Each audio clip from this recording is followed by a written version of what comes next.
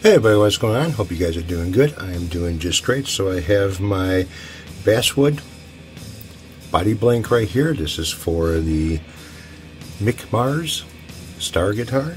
And right now I planed the top, sanded the top down using the flat rotary sander. No extension pad added to that because I want to make this flat. I don't want to have any waves in it. So what I've got going on right now is I have a split pencil and kind of darkening up the whole area over here. And what this is showing me is any high spots. And when I start sanding this, it'll show me low spots as well. So what this is doing is just adding a little bit of color to the wood itself. I have a piece of 40 grit sandpaper on here that I'm going to switch over now to, let's see here, 220 grit. And that'll be the final leveling of this body blank. So I'm going to get the, there's two ways of doing this. I can mist black paint on top of this, or I can use a pencil and just sand off the pencil red. And that'll show me any spots that I need to work on. And any spots that I missed. And so far I'm not really seeing too many dark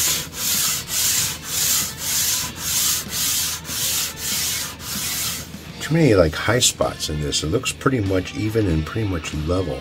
So I'm going to go ahead and start sanding this down with the 220 grit.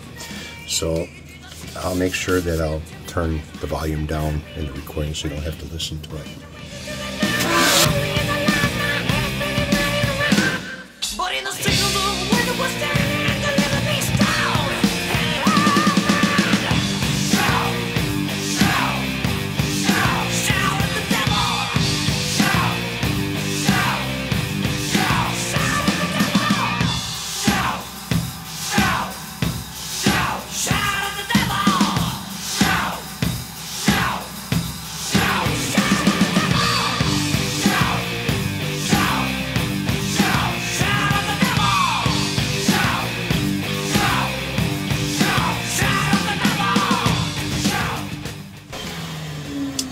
So this is a lot harder way of trying to make something nice and flat. And it would be nice to have a 17-inch wide planer, but I don't have one. So this is kind of like the next best thing. So this top is done. And let's see, how much did I lose as far as... Oh, I'm right where I'm supposed to be. Alright, so let's check this out. Got my flat straight edge over here. I don't see any light underneath the wood. Alright. I'll go this way. Do the same thing.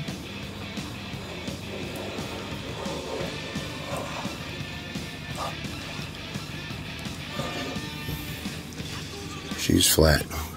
And that's pretty good for doing it by hand. So now I can sit there and work on putting the template on here, tracing out the oversized outline of the template, and then going ahead and cutting out the overall shape, and then going with the router to get the exact shape of the body. So the basswood body has been leveled on both sides, and everything is nice and flat. I didn't lose any of the thickness of the wood, so I have enough wiggle room to do more sanding later on after the body is actually cut out and pretty much getting to be complete.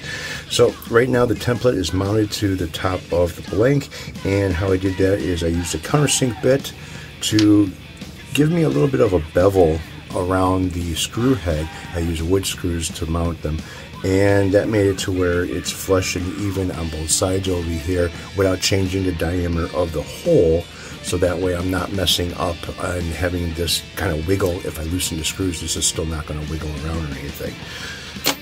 So what I did is I ended up making my countersink for the heads, make them nice and flush, and then used a punch when the area where I'm going to put these screws at, tapped it over here, pre-drilled the holes, and then mounted the screws. And now the template is not going anywhere. There's no vibration, there's no, well, over here because of how big it is, but I'm not getting any sound with tapping. Everything's nice and flat. So I'll move some stuff out of the way. And next what I want to do is outline the template to give me an overall as far as a larger version, so I have something to route out later on. Now what I'm going to do is I'm going to take a Sharpie marker. I'd rather use something that is a lot darker than something like a pencil, because I won't be able to see pencil marks very well depending on how I'm going to cut this. You know, if I use the jigsaw, well, it makes a lot of dust, and I'll have to constantly be, you know, stopping and moving dust out of the way or vacuuming dust out of the way. If I use the belt saw, it's going to be the same thing, more dust, unless I rig up some type of a vacuum to it to where, you know, it can vacuum up at the same time. But what I want to do is have a dark enough line that I'm going to be able to see even if it gets a little dusty. So what I'm going to do is put my finger right there where the tip of the marker is, and my nail is going to ride the outline of this shape. So what I'm going to do is start off in the corner.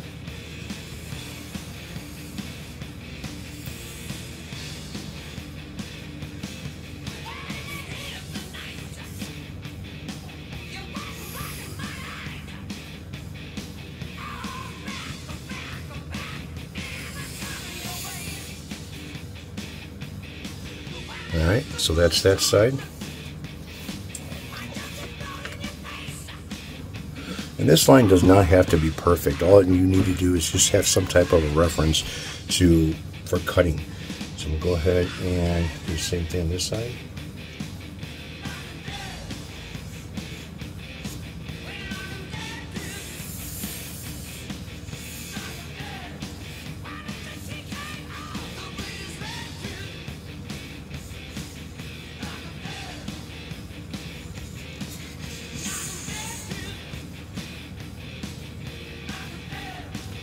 And so I just filled in by hand, not a big deal. So there's the oversized outline of the template. So when I go and cut this, I can either go on the inside of the line or stay on the outside of the line and still be safe to stay out of where the template's going to be mounted. So if I go ahead and remove the template,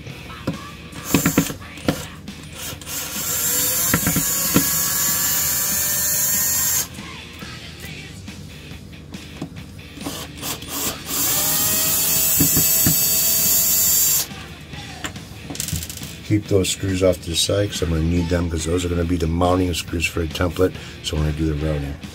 So right here is the outline. Next is to start the rough cutout. So the rough cut is complete. I have the shape of the body, and again I still have the thickness of the body as well. Now the next time you'll see this, it'll be routed and it'll be cut down to this template size, and I should have all my routes done as far as the neck pocket goes, pickup, and then my controls. Got the neck for this today, and since I was already cutting this up, I might as well cut the headstock the way it's supposed to look for this body. And also there are no inlays inside here. There's nothing in here at all. I did have the frets, but I will be pulling those things out and doing my own fretwork on this as well. So that's it for now. Until next time, you will see this thing basically cut to a body, an actual body, and hopefully a neck mount.